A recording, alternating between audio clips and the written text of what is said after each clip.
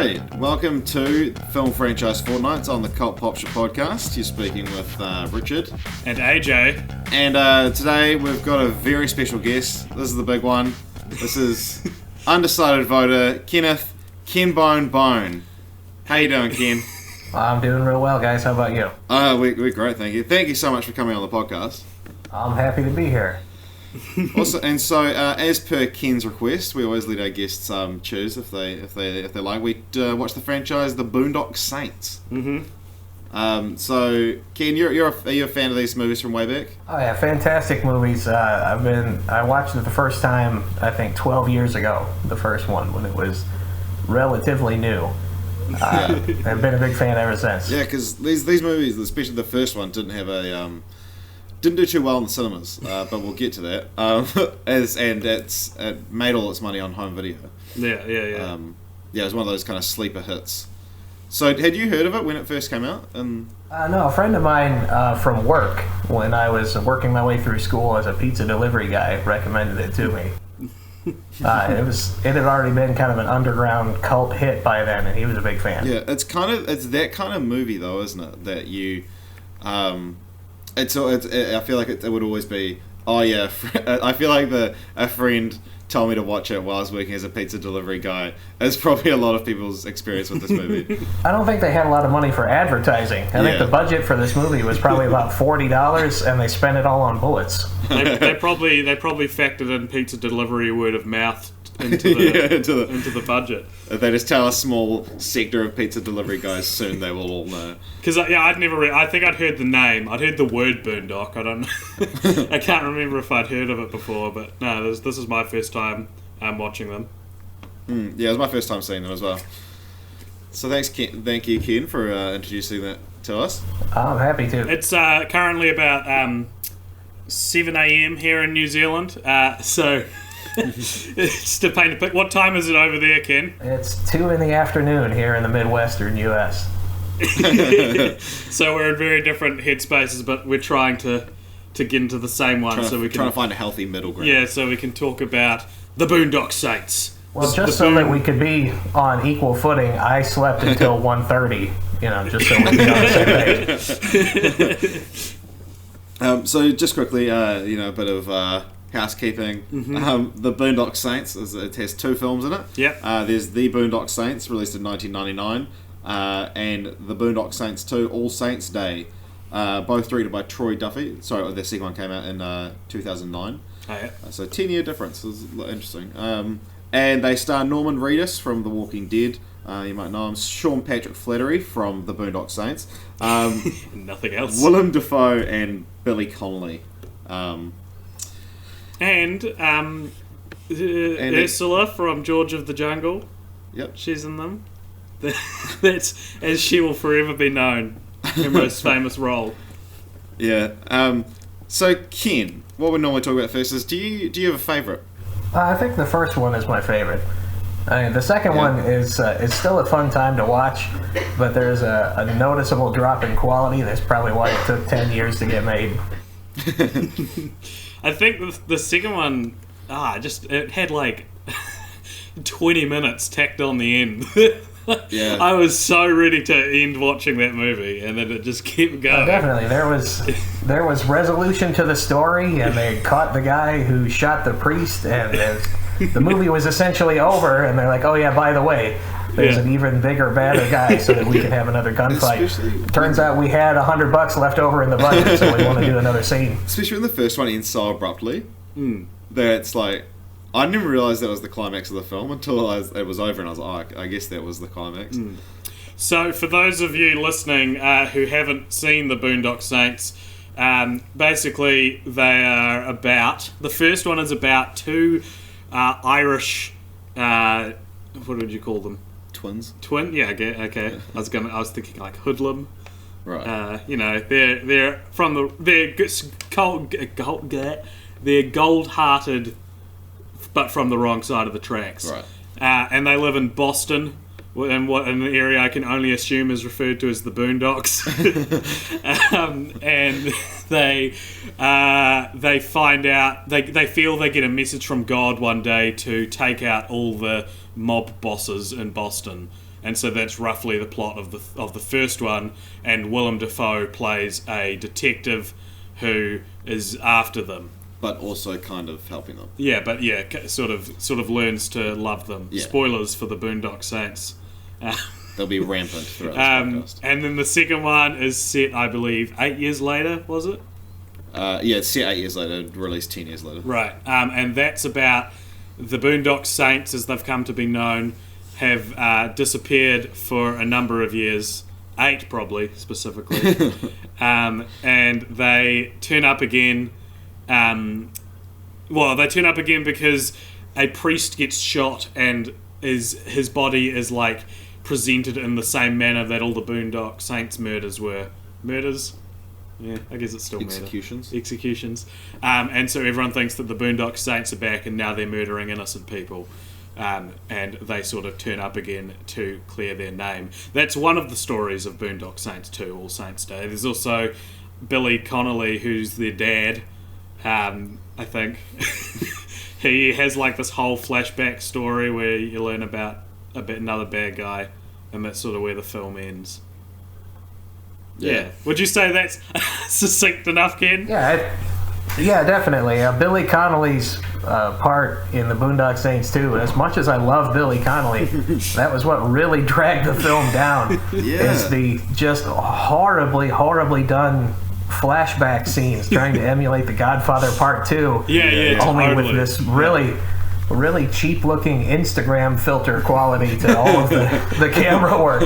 I love that the creative forces behind this film felt that their film was as prestigious as The Godfather, and that Billy Connolly and whoever played young Billy Connolly were the equivalent of Marlon Brando and Robert De Niro. Like, yes, this is our Godfather. When I think of that, I try to just remind myself that the writer of the guy who wrote the screenplay for the first one and came up with the concept and produced it, David Del Rocco, played David Del Rocco. So we're talking about a guy who wrote a story with a character named after himself, who he then played. Oh my God. It's not going to be the most sophisticated film in the world. That makes a lot of sense. On the back of the DVD that we rented to watch the first one, it has like a real like shitty explanation for what the movie is about, and then it says something like, with flavors from Pulp Fiction and Reservoir Dogs, The Boondock Saints is the movie Quentin Tarantino could have directed. Which is the worst way to summarize a film. Like people, like it's like Quentin Tarantino wishes he directed this film. Yeah, it's not as good as a Quentin Tarantino movie, but it sure feels like it's trying to be one. Yeah. That's not Quentin Tarantino also could have directed my wedding film if he wanted to, but he didn't. But unfortunately, he passed on both.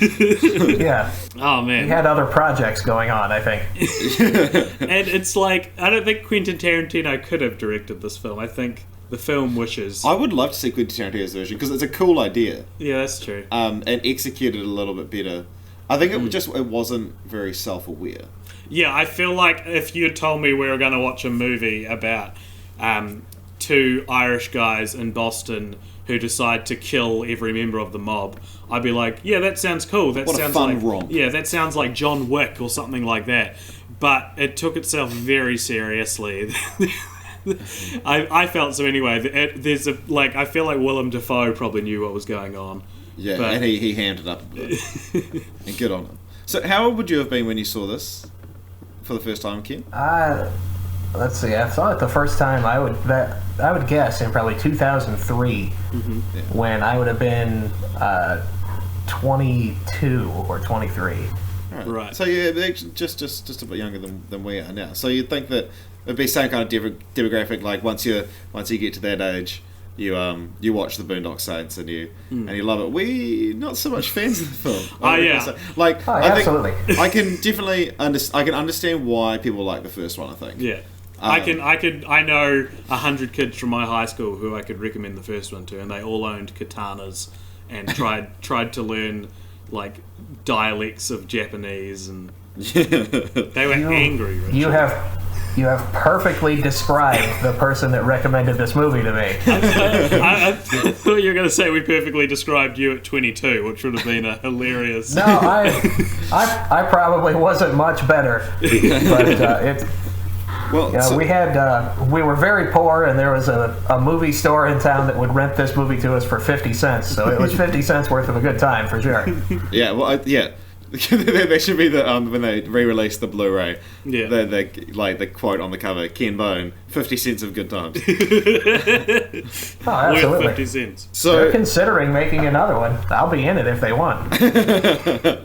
Oh my gosh, you actually probably could get in it. It's exactly the type of movie, and you're exactly the type of like celebrity that would wind up in it. Yeah. It's so great, man. You should aim for it. I want to be one of the 60 hapless minions who get shot without realizing what's going on. Yeah. Who react? I want to react 45 seconds after getting shot. Oh yeah, I noticed that as well. Like, especially they play a couple of scenes back in slow mo, and you're just seeing all these extras miss their like squibs, and they're like pop. But another weird celebrity, another like the strange celebrity that pops on the first one is Ron Jeremy's in it. Who's Ron Jeremy? Ron Jeremy. Ken, do you know who Ron Jeremy is? Oh, certainly. I had never heard of him before this film, obviously. Ron Jeremy is probably one of, if not the world's most famous male porn star. But like, if you were to draw or describe a male porn star, like he's what you'd draw. He's like, he's just he's got a moustache. He's got the long hair. He just looks disgusting, and like. When he popped up in the film, I was like, no. Yeah. No. Oh, yeah, absolutely. Yeah. And one of the great things is Ron Jeremy does a lot of podcasts and a lot of interviews and things, and if you listen to any of them, anytime they mention him trying to get into like non-porn acting, he talks about this movie. It's like one of his proudest.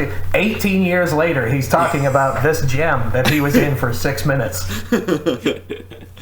Maybe we'll get him on and talk about it. Get Ron Jeremy on the podcast. What franchise would we watch with Ron Jeremy? Oh, I probably can't say its name. I don't want to say it in front of Ken. So the Rotten Tomatoes scores, just for other critics. So would you say the first was your favourite as well? Yeah, I don't think I liked either of them. Yeah, the first was the one I found the easiest to watch. I thought. And so the Rotten Tomatoes scores for these ones are really interesting. So the first one has a critic score of 20 and an audience score of 91, which is the third largest difference between the two. What's the first? The first one sounds about right. Is a film called Rad, which has 91% audience score and 0% critics. So that's a 91% difference. A film called America has an 80% difference, and Boondock Saints is third with a 71% difference. That's so interesting. Yeah.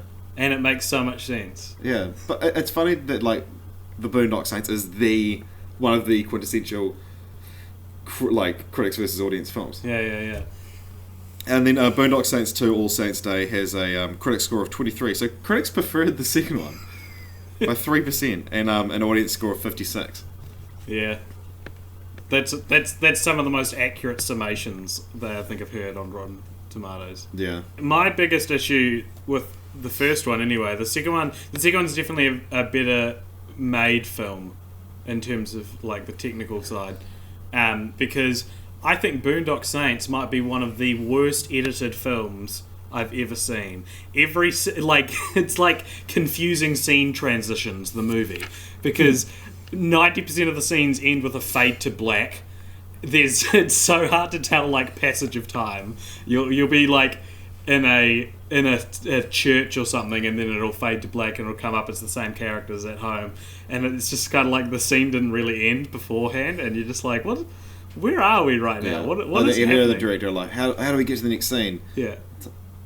Fade to black. I really feel I really feel like Troy Duffy was surprised that he was able to get Willem Dafoe in this movie, and he did not account for that. He did not account for it budget-wise, so he wasn't able to spring for Adobe Premiere Plus. He had to settle. On the trial version. I love watching the credits. It's written by Troy Duffy, directed by Troy Duffy, screenplay by Troy Duffy. The first name that appears in the credits that is not Troy Duffy is his wife, Taylor Duffy. I think Taylor Duffy's his brother. Oh, yeah. Whoever it is, it's the only non-Troy Duffy person in the first about 2 minutes worth of credits in the second film. So I'll just quickly touch on the editor, and then I've got a bit to say about Troy Duffy. Okay. So the editor, Bill Deronda, you might recognise. He's also edited the Comedy Central roast of Rob Lowe, the Comedy Central roast of James Franco, the Comedy Central roast of Donald Trump. The list goes on. He's only edited 2 films though, Boondock Saints and Boondock Saints 2 All Saints Day. Why? What? So he edited all of the Comedy Central roasts, and then he's done a few stand-ups, he's done a few episodes of American Idol, but only 2 films. I thought you were going to tell me that he edits Ron Jeremy's films. It would have made a lot of sense as well, because it is kind of... the editing in this movie is a cross between how you'd edit a porn and how you'd edit a movie trailer, but not like the action-packed parts of a movie trailer, like the quiet parts where they're like, in the new Fast 8 trailer, how he's like, we're family, and then like fades to them in the ice, and then it fades back, and they're like, and da-da-da, you betray your family. That's what this movie's edited like. Just the scenes end of the are Fast longer. 8 trailer. So, have you ever heard of a film, Ken, called Overnight? It's a documentary. I've heard it, I have not seen it. Right, because, I watched it, I stayed up late last night and watched it as additional research for the podcast. So, Overnight tells the story of Troy Duffy, who wrote and directed these films. And basically, he was handed the world on a silver platter, and this is my pitch. He is handed the world on a silver platter, and he said, "This isn't good enough." The guy is a total prick. Like he was a bartender working at a bar, and he wrote the Boondock Saints with his friend who Ken mentioned earlier. And just in his breaks, he rented a computer, and then this is like beautiful Hollywood success story. Yeah. So this guy Troy Duffy rents a computer to write Boondock Saints in his break, because he gets this vision, he gets this idea, and then somehow Harvey Weinstein comes across the script, pays him $300,000 to get the script, and buys the bar that he works in to give it to Troy Duffy. Beautiful story. Newspapers are running Troy Duffy, the most exciting new voice in Hollywood. Troy Duffy, like Hollywood's new it boy kind of thing. And then this documentary tells the story of this guy who just gets this ego inflated. He was already like a dickhead, and he's bragging and over a smoke about like, oh yeah, these guys come in, they're all wearing suits, and I rock in there, I'm in my overalls, I'm hungover, they like me because I don't give a shit, kind of thing. And then it's like, you're not coming across as a great person, Troy. Do you think he owned a katana? Definitely. but not in the sense that like he loves Japanese culture. It's more like, you come to my house, you get the katana. Oh, right. Like he believes it's threatening. Anyway, so this guy, over the course, imagine like any one of us getting the chance to direct a film, and then within a week saying things like, when people are like, oh, who are you going to cast? He goes, oh nah, Keanu Reeves is a fucking punk. Ethan Hawke, there's a talentless fool. And calling Kenneth Branagh the C word. Oh my god! Like just because he's like, and he's like, no, I don't want Brad Pitt. He's already played an Irishman. And all this stuff, and so he went on, and so I want Norman Reedus, rising star Norman Reedus. And then eventually, Ewan McGregor, he met with Ewan McGregor, who would have been pretty good in these films, I think. He met with him. They got drunk together, got into a fight over the death penalty, and Ewan McGregor pulled out. What side do you think? 2 guesses to what side Troy Duffy was on when talking about the death penalty. See, now I'm trying to imagine this movie with like Ewan McGregor and Kenneth Branagh as the McManus brothers, and how different a film it would have been. I think Kenneth Branagh was looked at for Smecker's character, who's Willem Dafoe's character. The studio wanted Sylvester Stallone to play him, because they already had a relationship with him, or Bill Murray or Mike Myers. He met with Patrick Swayze, Robert De Niro, Kenneth Branagh and Spacey, and Kevin Spacey, and they all passed. Mike Myers in 1999 surely would have been closer in age to Ewan McGregor than... No, this is to play Smeeka. Oh, and then Ewan McGregor was to play one of the boys. The boys. But yeah, they also looked at, who else? Stephen Dorff, Brendan Fraser, to play brothers. For Brendan Fraser. One day. One day, Brendan. So, yeah, basically, and then one day, Troy Duffy gets into a fight with Harvey Weinstein over the phone, and Harvey says, "You know what? The Harvey giveth, the Harvey taketh away," and he pulls out, because Troy had negotiated a deal to direct the film and everything like that as well. Mm-hmm. And then, so what was once Hollywood's hottest script was then blacklisted from being made because Harvey Weinstein didn't want it made. And then so that was Miramax, and then a production company called Franchise Pictures picked up the film, made it, and then once it was made, it got shopped around a bunch of different festivals to be bought, and no one bought it. No one wanted the film anymore. And then eventually a company did buy it. It ran in 5 theaters in the US for 7 days. So the film was made with a budget of $6 million and made a total of $30,000 in the box office. This is so funny. Thank you for suggesting this, Ken. This has been one of the most interesting franchises we've ever covered, just because it's so funny. So, like, I would recommend the documentary Overnight, because it is the story of this guy who becomes an overnight success and says, "No, fuck you, that's not good enough." And then he never worked again until he... So the film made $30,000. Norman Reedus, Willem Dafoe, Sean Patrick Flanery, Troy Duffy, none of them saw a cent of that. None of them got paid for this movie. What? They had to, he had to sue Franchise Pictures to get any money, and the rights to the sequel. And then he was like, 10 years later, he's like, "I'm making it." Wow. Holy shit. Yeah. The behind the scenes of this movie is so interesting. Yeah. Yeah, and you watch the movie, you see Troy Duffy, and you're like, yes, this is the guy who would make Boondock Saints. I'm just amazed. When Harvey Weinstein doesn't want a film made, the fact that he got it into 5 theaters is an accomplishment. Yeah, Harvey Weinstein is Hollywood in some respects. Yeah. I'm torn between not liking this guy and kind of liking this guy, because it's Troy like... Duffy, or? Yeah, Troy Duffy, because it's like, man, you messed with the bull, got the horns, still made your movie. Was still a cult following. That's so funny. But he's kind of like, because with Josh Trank, you know Josh Trank, Ken? No, I don't think I do. So he directed a film called Chronicle, which is pretty highly regarded amongst critics, and then he was attached to the Fantastic Four reboot. Everyone was excited about it, and then they saw some footage from it, and then there was a lot of studio interference. And Josh Trank, while making it, was even attached to a Star Wars film, and Boba Fett one, potentially a Boba Fett film. Boba Fett, yeah. And so he, and then he basically just went nuts. Said, studio screwed me over. Everyone's a jerk. I'm the greatest. And a lot of people are saying is Josh Trank the next Troy Duffy because he. But then I'd say Chronicle's probably a better film. Chronicle's a better film than Boondock Saints, and Fantastic Four's a worse film than Boondock Saints. So who knows at this point? Yeah, well, I mean, I guess Chronicle's Max Landis' script as well.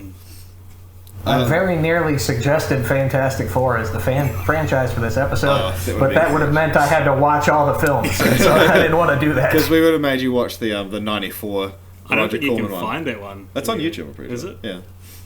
We have to watch every failed attempt at creating a Fantastic Four film. Hey, we just did the Divergent series last time as well, and that was pretty similar in terms of... the Divergent series. A series of films where the special female character, the thing that is special about her is that she's a person. That's it.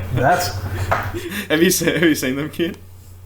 I saw the first one, and by the time it got to the end, I'm like, so wait, your special deal is that you're a teenage girl who has conflicting emotions?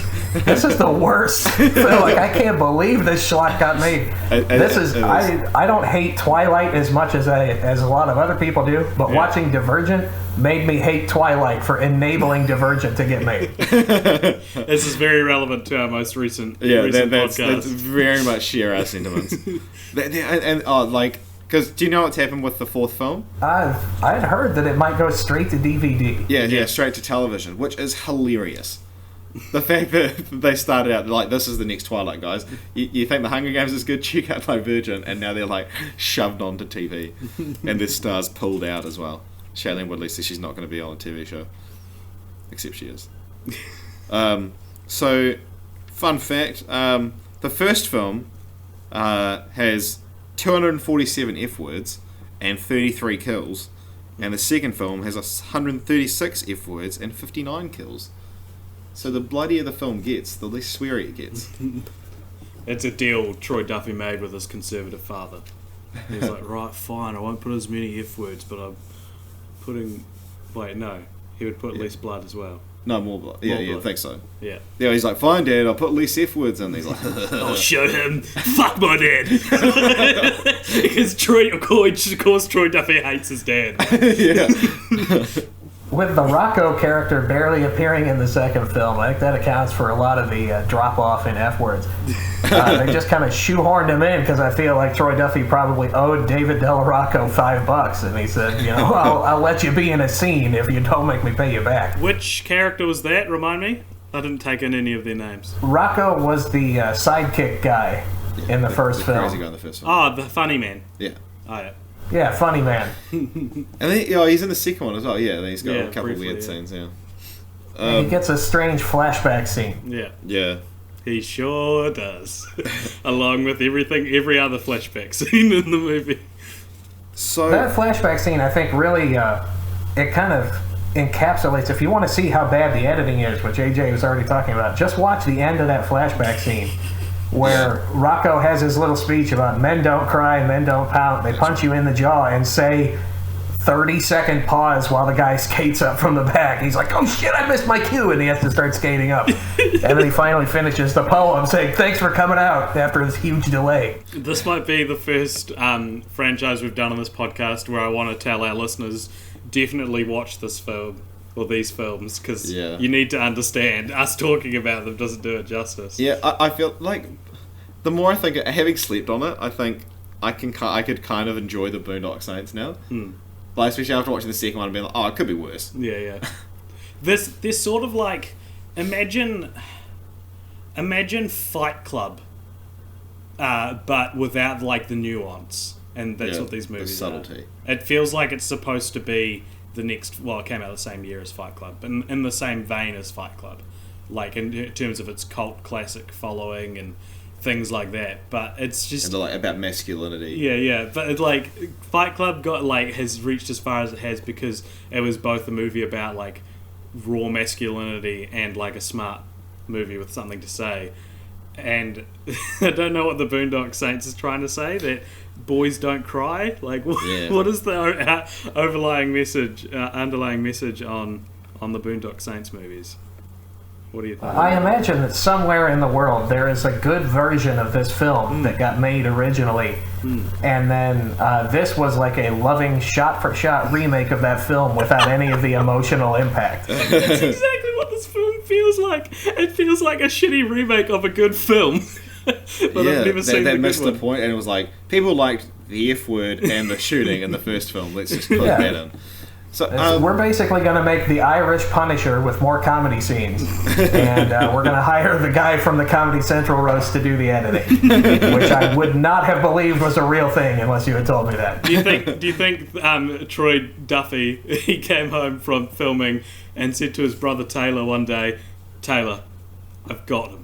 And he was like, who do you mean? He's like, the editor of the Comedy Central roast. I've got him. He's going to edit the film. And they just got smashed. They I forgot such a massive... It's like the storyline of the documentary overnight. So Troy Duffy was in a band called The Brood.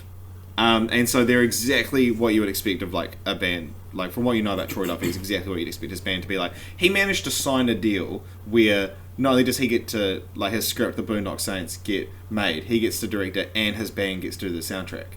So he organised this deal, and then it was like, Troy, man, you gotta care about the band, like, the whole time. And then he, was he in a band with Disco Stu from The Simpsons? Yes, Disco Stu and Taylor, his brother. But he, eventually, so I think there's 2 songs by The Brood on the soundtrack. They didn't end up getting to do the whole soundtrack. But they changed their name to the Boondock Saints. and released an album which sold 690 copies.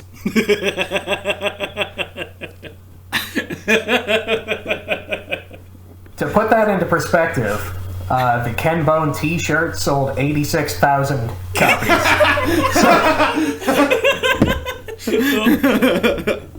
That's awesome, man. It's so funny. Sorry, our phone's falling over here. Did you receive any money from that, just out of interest? Well, just that one T-shirt deal I did. There was like hundreds of other things, like with my face on coffee mugs and socks and stuff that I didn't get any of. But that one T-shirt company that I worked with, we sold about 86,000 of them. That's amazing. I don't know if you ever saw this, Ken, but here in New Zealand, about 6 years ago, a guy was pushed to meme lord fame, similar to you, in a video that we call Neck Minute.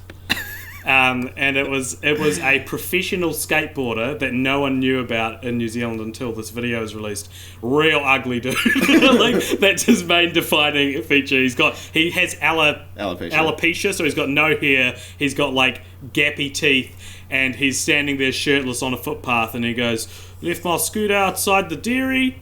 Neck Minute," and it goes down to his scooter and it's missing the handle, so it just looks like a skateboard. It's broken in half. Yeah, it's broken in half. So Neck Minute is still to this day used in New Zealand. And similar situation, his Neck Minute was put on shirts and coffee mugs, and he received no money for it. And there's like an interview on 2020 or something where he's like 60 minutes. Yeah, where he's like crying, talking about how he didn't receive any of the money. I came very, very close to not getting a dime of any of that. But Wow. Darren Rovell, the ESPN commentator, he got my phone number somehow. I do not know how, but he's a very, very nice guy. Like, he just wants to help folks out. Yeah. And he's like, "Hey, people are selling shirts with your face on them. I know a guy that makes shirts. You should make them, and that way you get some of the money." I'm like, "Okay, Darren, famous celebrity. Thanks for looking up my phone number." So he really hooked me up. He's a great guy. Yeah, that's interesting, because a lot of people could just see like, oh, Ken Bone's making shirts with his own face on them. Oh, what an egotistical. But it's like, it is that kind of thing. Like, you've got to, if someone's making money off your face, it may as well be you. Yeah. Yeah, I gave 10% of the money to charity. I really doubt any of the people who stole my image did that. So. Yeah, exactly. I've got to admit something to you, Ken. I actually dressed up as you for Halloween last year. Fantastic. I'm sorry, I didn't make any money, so I couldn't. But basically, my work was like, AJ, dress up, because I'm kind of like the youngest guy at my work, and so everyone was like, AJ, dress up for Halloween, and I was like, no, like, what do you? I'm not going to wear a costume into the office, and then. But you had a red sweater. I have a red sweater and I had a beard, and I was like, I'll just shave my beard and go as Kimbo, because it was right around the time that you appeared on all our screens. And in our hearts. So yeah, I just wanted to admit that to you, but if I made any money, I would be giving it to you now. But I didn't, I promise. That makes me very happy. Yeah, there were several companies out there selling the sexy Ken Bone outfit. It was like a crop top. It was sold out. I tried to buy one for myself. I was going to put pictures on my Twitter of me wearing it. That would have lost me 100,000 followers, but it would have been pretty funny. Because I saw your Obi-Wan Ken Boney. That was great. I was very happy with that. That's still like the #1 post of all time on the pictures subreddit. Yeah. What is it? It's Ken Bone dresses Obi-Wan for Halloween, and he's like, here it is, Obi-Wan Ken Boney. And wearing the whole like Ken Bone get-up with the sweater and all that, and then a Jedi robe over it and a lightsaber. I'm Obi-Wan Ken Boney. It's interesting that you're like, obviously our listeners can't see this, but you're actually wearing a blue shirt today. But that's sort of it's sort of like how Bart Simpson wears blue shirts in like all the promos, but an orange shirt in the show. Yeah. The red sweater is pretty much retired. It's only for charity events, and plus it's mid-spring here in the northern hemisphere. It's quite warm out. Yeah, no, we weren't expecting you to wear it. No, of course not. Do you get a lot of messages from people asking you to be on their shit? I think this is the first podcast I've done in about a week, but usually I do 1 or 2 every week. It's so funny. It's awesome. Yeah, I mean it's good. Like, yeah, thanks for anything that can get us just a couple more clicks. Is always good. I assume Ken Bone is good clickbait. Probably better clickbait 6 months ago, but probably still good clickbait now though. Still better than AJ and Richard. During the height of it, I was on like somehow people were putting my face on those spam ads for credit scores and crap. Like, I don't have anything to do with credit scores, but hey, you know, that's how you know you're really famous, when you're getting used for spam. Oh man, that's awesome. All right, well, continuing the franchise. Yeah. So there is a Boondock Saints 3 somewhere in production. It's been in and out. So the initial film as well kind of did badly because of came out a month after Columbine, and so no one really wanted to touch it. Like after like each kind of mass murder, like mass shooting in the US, Troy Duffy's like, yeah, I'm working on it, whatever, yeah, it's delayed now, whatever. And then apparently Norman Reedus and Sean Patrick Flanery are like, yeah, we'll drop anything to do it. Which is interesting, because Norman Reedus turned down a role in Tomorrowland because he didn't want to cut his hair. Isn't that weird? I don't think of Norman Reedus' hair either. Well, no, because in The Walking Dead it's gotten so long. Yeah, but... And he's like, The Walking Dead is my life, I'm not cutting my hair. Right, okay. Yeah, I guess that's fair enough, though. If you're an actor and the only thing you've really been in is like a tumultuously received series, like two series of films, a series of 2 films, then you suddenly become what many people consider to be the best character in a TV show. Yeah. You'd probably be like, wow, I don't want to cut my hair for this. Yeah, for what was probably a small role in Tomorrowland. Like, do you watch The Walking Dead, Ken? Oh yeah, it's Daryl's probably my favorite character. I love Norman Reedus, and you know, despite the fact that Boondock Saints were objectively terrible movies, apparently he had a great time making them. Like, he and Sean Patrick Flanery are great friends, and he seems willing to make the third one just at the drop of a hat because he had so much fun. Yeah, I mean, yeah, I gotta respect that they had fun. Yeah, fun. So much fun he forgot the accent a couple times, but that's okay. That's okay, Norman. It was one of the worst rotating accent films I've ever seen. Yeah, and like the chick in the second one, the police detective, her accent's all over the place. Hers was all over the place. The old man throwing urinal cakes into the in the bathroom in the first one that used to be the mafia boss. He started out as Russian and moved swiftly through Italian, and then I got like a hint of Greek maybe by the end of the same sentence. It was really bad. It's funny with Norman. There's like a few. I bet the trailer would have been edited together to just pick out all the times when he actually does the accent. Yeah. Because like Sean Patrick Flanery is the most Irish name ever. Yeah. So he's presumably Irish. Norman Reedus is a pretty Irish name. Not as Irish as Sean Patrick Flanery. But he's but yeah, Norman Reedus just being like occasionally he'd do that, and we were talking about like, I wonder if the director was like, do you want to maybe just, should we do it again, Norman, and this time try doing the accent? No, I'm fine. Moving on. Do you think Troy Duffy is holding off making the third one until like he gets his dessert? Like someone's not giving, like, do you want to make? No, not until you give me my dessert. And they're like, you have to have 3 more mouthfuls. No. I almost get the feeling that he's waiting and hoping that like the Daryl character will die, and that Norman Reedus's character. He's like, Norman Reedus has a future after The Walking Dead, but Troy Duffy's hoping that he doesn't, because he doesn't want to work with someone who's a bigger star than he is. He's gonna wait for Daryl to die, wait for Norman Reedus to make a series of terrible decisions regarding his career, and then he'll make Boondock Saints 3. Yes. You kidding me? I'm Troy Duffy. I'm Troy Duffy. I made Boondock Saints, eh?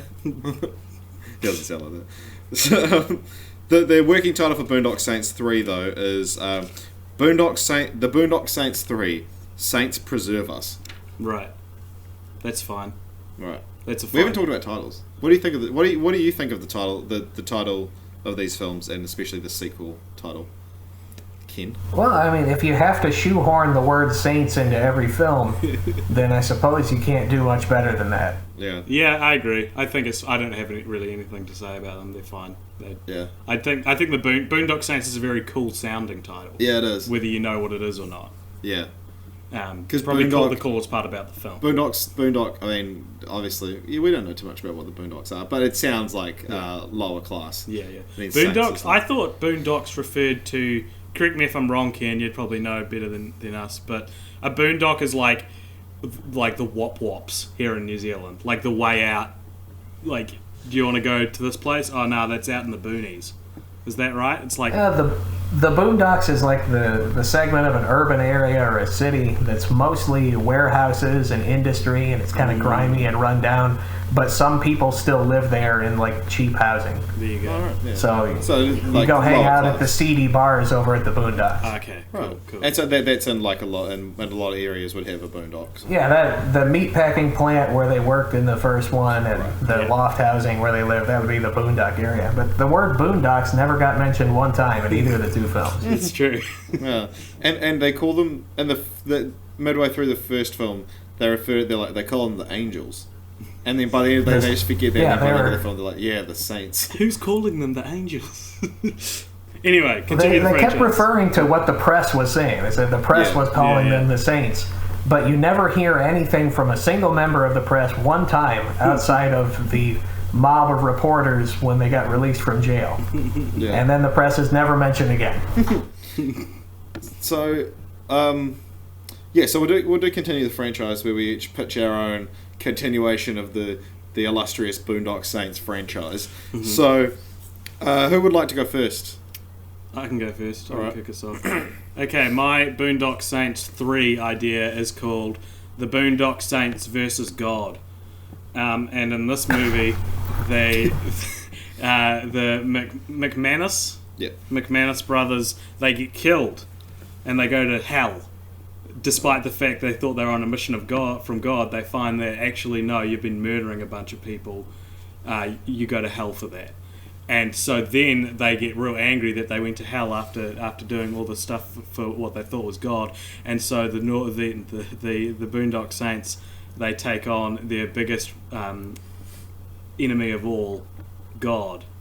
And the movie is them fighting their way out of hell and going to heaven to fight God for sending them there. I can imagine the like final scene or like the big climax. They'd actually have wings just Yeah, out of their bags. absolutely. And the best part is, since they're dead, guess who turns up again? You got Billy Connolly. You got the funny man. That's Yeah, it. true. All the bad guys they killed off, they're in hell. They've got to fight them again. Nice. There you go. Get all the extras back. Yeah, get Yeah, all paycheck. every single one of the extras. Ken Bone plays the devil. No, Ken Bone, you play God. So you're the final boss. Big bad, yeah. That'd be the worst God ever. That'd be horrible. You have playing God, you have George Burns and then Morgan Freeman and then Ken Bone. That's a hell of a downgrade. I don't know. I think I don't know if it's outside of the reaches of what the Boondock Saints has become known for. So I think I don't know if that was an insult to you or a compliment to Boondock Saints. Well, I feel like I don't know. I feel like Boondock Saints would take itself too seriously. They would Yeah. he'd be trying to get Morgan Freeman as God. Yeah, that's true.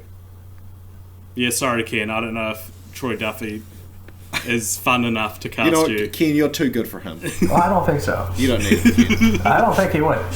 But it does seem like the kind of film where you could get like me and the Star Wars kid and the Chewbacca mom.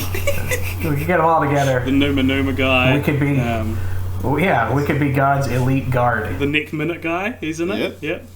Yeah. Like each country has their own one. It's one of those like in Zootopia or like Cat. Memetopia. Yeah. So he gets the layers of hell, and one of them's memes, and then so each country gets their own specific meme. So we get in Australia and New Zealand we get Nick Minute. Yeah. There you go.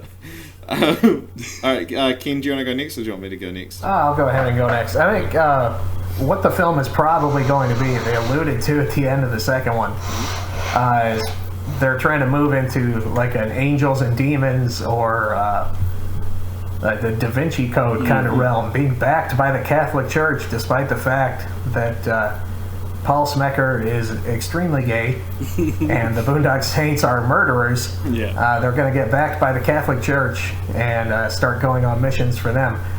So I'm hoping for a guest spot from Tom Hanks, who is now the head of the task force for figuring out crazy biblical codes and then sending the Boondock Saints against the enemies of the Catholic Church. And it'll be called the Boondock Saints Canonized, because at the end they use a cannon to shoot a guy in the face. the crossover film series we've all been waiting for.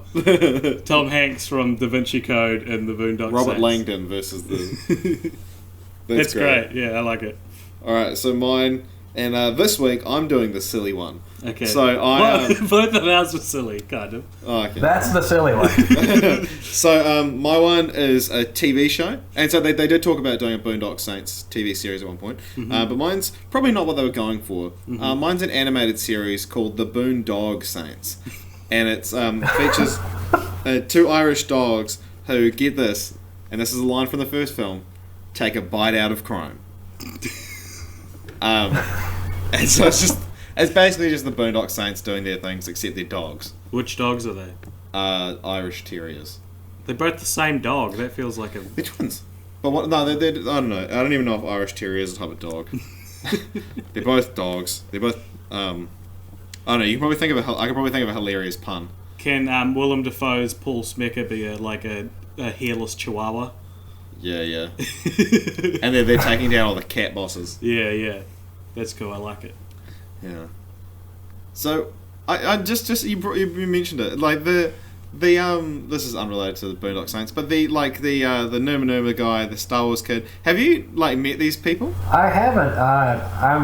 I've considered starting my own podcast where I interview these folks and get their perspective on what it's like to be a meme. Dude! But it's tough to do because most people who become memes hate it and don't want to talk about it. I think that's what made me kind of unique, is I think it's fun and I have a good time with it, but most people get sick of all the attention and don't want to talk about it anymore. You're so much more than a meme though, Ken. Yeah. We've got to know you now, and I can safely tell the world. I would recommend you to a friend. Consider you a close personal friend. I think it's safe to say we'd be I'm telling you, this guy who recommended the movie to me, he's the kind of guy who not only has a katana, but will explain to you that it's not just any katana. This is a battle-ready katana. I feel like you can ruin somebody's day with this baby. Their podcast is a great idea, but maybe the ones that have abandoned the meme status, because it's you approaching them. Yeah. You're like, I've been with you. I'm with you, brother. Yeah. And they're talk to me, and even just coming on as a vehicle to talk about how much you hate it. That's a great idea, Ken. You could probably get Scumbag Steve pretty easily. I've heard he's a pretty chill guy in real life. Good guy Greg. He's good guy Greg would do it. He's a good guy. Yeah. Good guy Greg. Yeah, like all my best ideas, somebody on the internet gave it to me, so. Maybe I can make it happen. What would you call it? I don't know. We haven't gotten really far yet, other than thinking wow, that would be neat, and then playing video games instead of working on it. That's cool. That's cool, man. What's the... Then this obviously this whole experience has been surreal for you, but what's been the most whoa, I can't believe this is happening moment? Well, I was walking the red carpet at the premiere of Doctor Strange in Hollywood, which was pretty bizarre. Walking into the El Capitan Theater, and hundreds of photographers are like, "Kid, over here," and I don't know how that works. I don't know how that, I guess real stars just kind of flash a pose and then flash another pose, and they do 3 or 4 and then they move on. Well, I was actually trying to respond to everybody that was yelling at me. I was like, what? So there's about 50 pictures of me just going, buh. Some photographer should throw away, I'm sure. That's awesome. Yeah, who's the most famous person you've met with your status? Well, probably my favorite person I met was Anderson Cooper. He really is the nicest guy in the news media. He's really cool. Yeah, no, he's cool. He seems like a cool guy. We don't really get much of him over here. No. We're very disconnected from society. Can you do a New Zealand accent, Ken? Well, at the risk of being insensitive, I can try a little bit.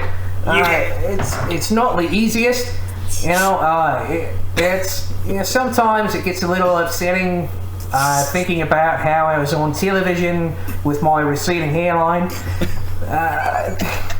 It's good. That was good. Yeah. It's probably on par with Gus's one from the other week. Very. There's a real good accent video.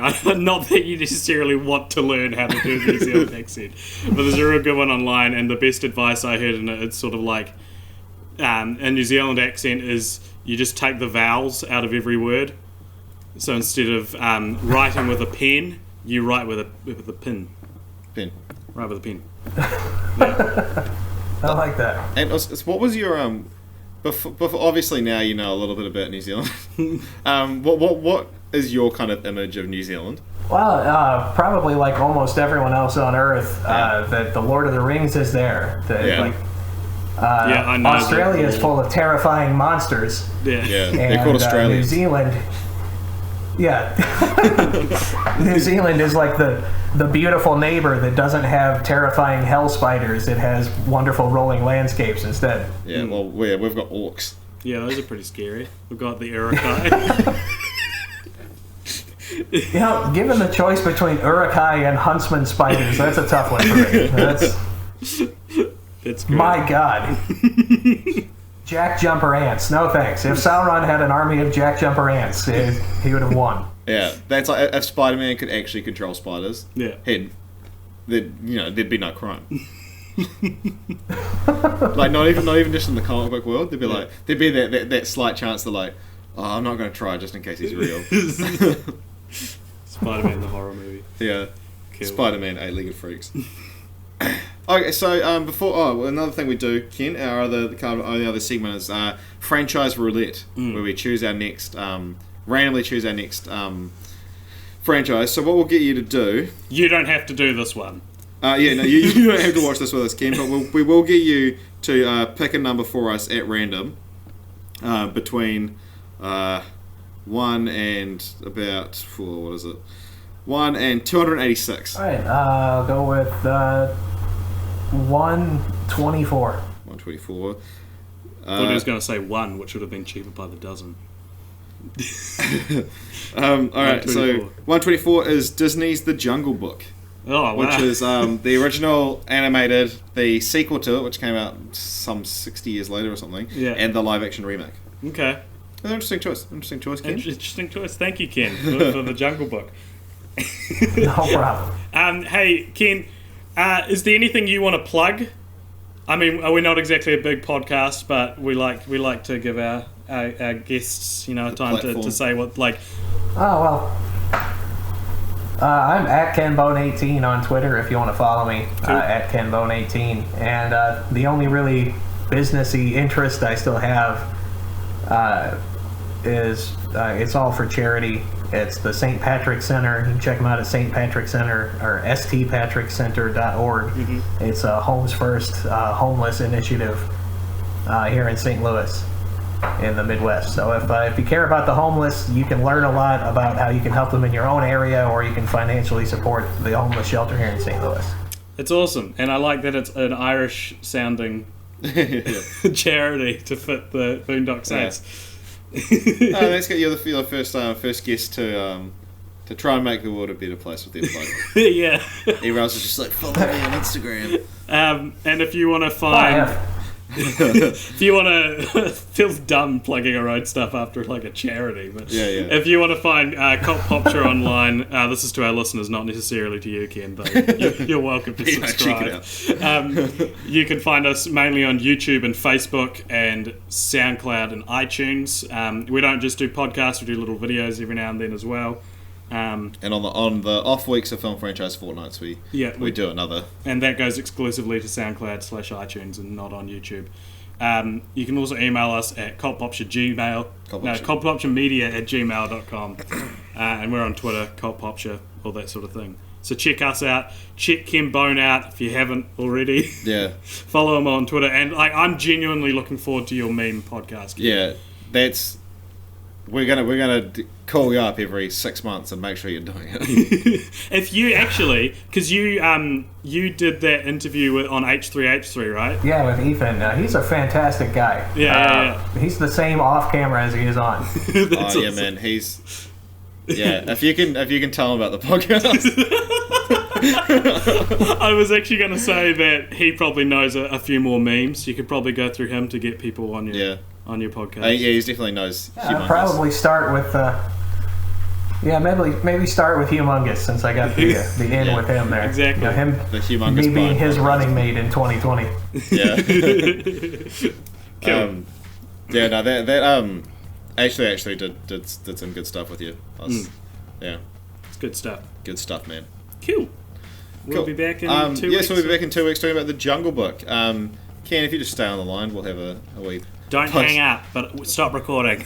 a wee post All right. chat with you. Thanks, Ken. Thank you so much Thank for coming you. on the podcast. You bet. Happy to be here. And goodbye to our listeners, you guys as well.